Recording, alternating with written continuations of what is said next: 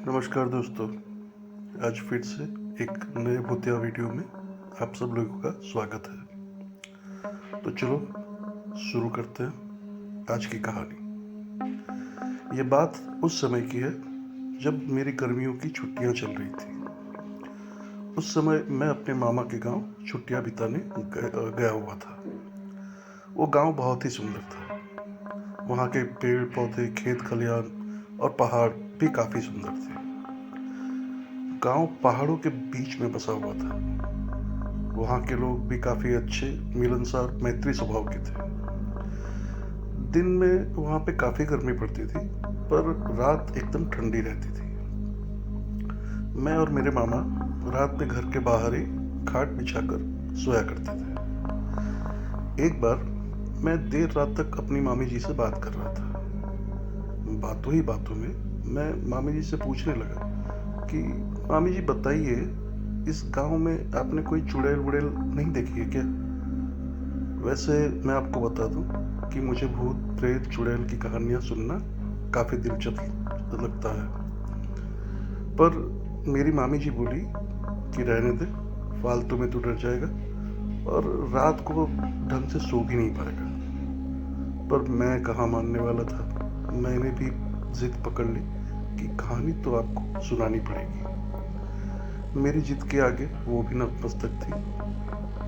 उन्होंने कहा कि इस गांव में बहुत सी चुड़ैलें रहती हैं, पर किसी को दिखती नहीं। मैं बीच में ही बोल पड़ा कि जब किसी को दिखती नहीं है तो फिर कैसे पता कि वो यहाँ रहती हैं? मामी जी बोली कि हाँ, किसी ने उन्हें देखा तो नहीं है, फिर भी कुछ लोग उन्हें महसूस किया है, उनका ऐसा दावा है। मैं बोला कि क्या आपने उनको देखा या महसूस किया है? मामी जी बोली हाँ, शायद। मामी जी, आप मुझसे मजाक मत ही करो। अगर आपने देखा है तो बताओ, मैंने उनसे पूछा। उनका जवाब ना में था। मुझे उनसे कहानी सुननी थी, पर उन्होंने मुझे कोई कहानी नहीं सुनाई। मैं बाहर जाकर अपनी खाट पर लेट गया। मामा पहले से ही सो चुके थे। मैं भी सोने की कोशिश कर रहा था, पर न जाने क्यों मुझे नींद ही नहीं आ रही थी। मैं बस उन्हीं सब चीज़ों के बारे में सोच रहा था कि न जाने मुझे कब नींद आ गई। मुझे सही से तो नहीं पता, पर शायद आधी रात को मेरी नींद अचानक से किसी के पैरों की आवाज़ से खुली।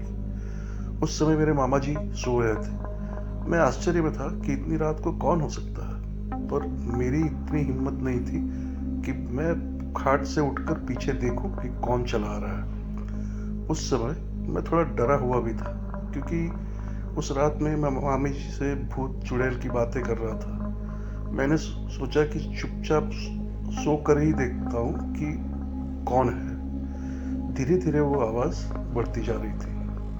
वो जो कोई भी था, धीरे धीरे मेरे पास आ रहा था। मैंने देखा कि एक बूढ़ी सी महिला, जिसने काले रंग की साड़ी पहन रखी थी, वो झुक कर भी चल रही थी।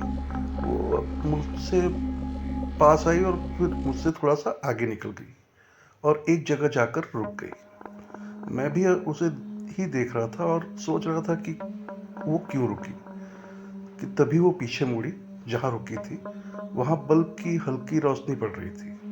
मैं उसका चेहरा देखा और सच कहूँ तो उसका चेहरा देखकर डर गया। उसकी नाक लंबी थी और उसके चेहरे पे अजीब सी डरावनी हंसी थी। उसकी आंखें ऐसे लग रही थी जैसे वो मुझको ही देख रही है। मैंने अपनी आंखें बंद कर ली और चुपचाप ऐसे दिखाने लगा जैसे मुझे कुछ पता ही नहीं हो। थोड़ी देर बाद मेरे कानों में एक आवाज़ आई, तुझे क्या लगता है मुझे पता नहीं चला कि तू मुझे देख रहा है? मैं एकदम से नींद से उठा। सुबह होने में अभी भी कुछ समय बाकी था। मैं बोला, भगवान का लाख लाख धन्यवाद कि ये एक सपना था। दोपहर के समय गांव के ही एक घर में लोगों का जमावड़ा लगा था। सब लोग चिल्ला रहे थे कि इस पर चुड़ैल आई, चुड़ैल आई। मैं भी उसी भीड़ में खड़ा हो गया। सामने एक महिला पागलों की तरह हरकतें कर रही थी। सब लोग बोल रहे थे कि इस पे चुड़ैल का साया है। कोई कह रहा था कि रात को ये बाहर पेशाब करने गई, फिर लौटी ही नहीं। सुबह वो ये गांव के आखिर में उगे बरगद के पेड़ पर बैठी हुई थी और कुछ गांव वाले उसे यहाँ से लेकर आए। वो सबको देखकर हंस रही थी। एक समय ऐसा भी आया जब उसने मेरी तरफ देखा और हंसते हुए बोली कि तुझे क्या लगता है मुझे पता नहीं है कि तू मुझे देख रहा है। मैं समझ गया था कि मैंने जो रात में देखा था वो मेरा सपना नहीं बल्कि हकीकत थी। मैं बहुत ही डर गया और वहाँ से भाग गया। अगले दिन मैंने मेरे मामा जी से बोला कि मामा जी मुझे अपने घर छोड़ो। मुझे नहीं पता कि वो महिला कौन थी, वो मुझे क्यों दिखी, वो मुझसे क्या चाहती थी। मुझे नहीं पता कि गांव की उस महिला के साथ उसने क्या किया, पर अब भी मैं उस रात के बारे में सोचता हूँ तो डर जाता हूँ। तो ये थी दोस्तों आज की कहानी। अच्छी लगी हो तो